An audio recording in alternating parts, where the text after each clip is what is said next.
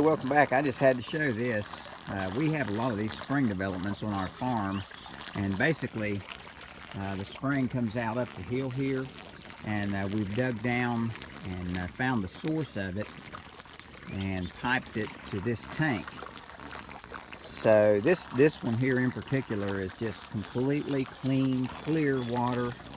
Don't know what about it makes it never have any amount of algae in it. It's just good clean water. But I want you to look at the stream that's coming out of that hill right now to kind of give you an idea of how wet we are here. Usually this is a dry time of the year for us, but that is unbelievable. That shocked me when I saw it. That is a 2-inch pipe.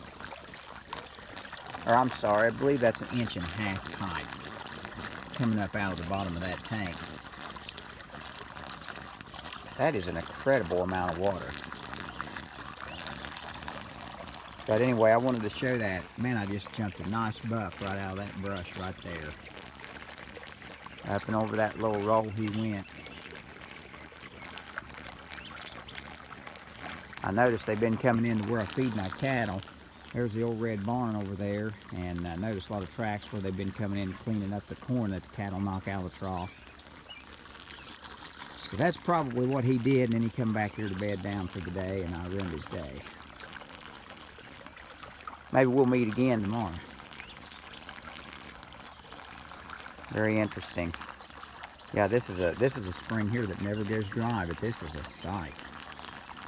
We're awful wet here. We got another inch of rain yesterday, so that sets us back a little bit further on our corn.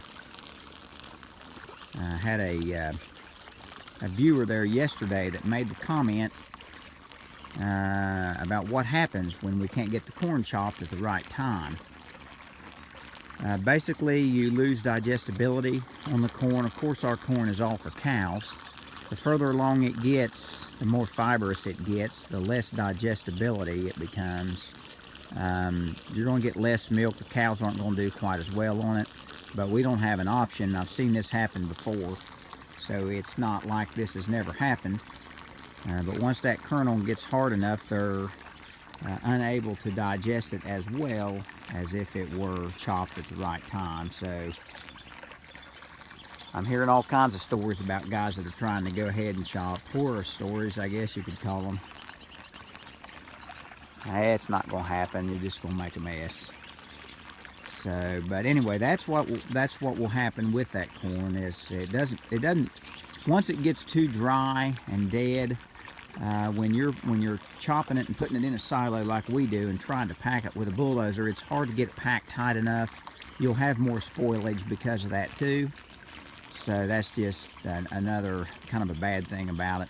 You're gonna have more corn rot because you can't get it sealed. You can't get it packed tight. We cover it with plastic, but still you just can't get a good pack on it. But like I say, there's not a whole lot that we can do about that. We just have to go with the flow, do the best that we can, and what happens, happens. All right, guys, I just want to show you that spring. Kind of amazed me. Thank y'all for watching. We'll catch up with you on the next one. All right, guys, one more tip for you. If you're covering a greenhouse and you don't have a whole lot of help, and I would say even if you do have a lot of help, do not start without spring-loaded clamps. I have found that to be an absolute game changer when we're covering our greenhouse. Those clamps will clamp onto that pipe and just hold just about as well as a human would. And it has allowed my wife and myself to cover the ends of this greenhouse without any other help.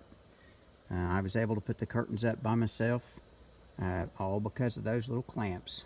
So if you're building a greenhouse and you've never had a lot of experience covering one, go get you about a dozen of those clamps. You'll never be sorry.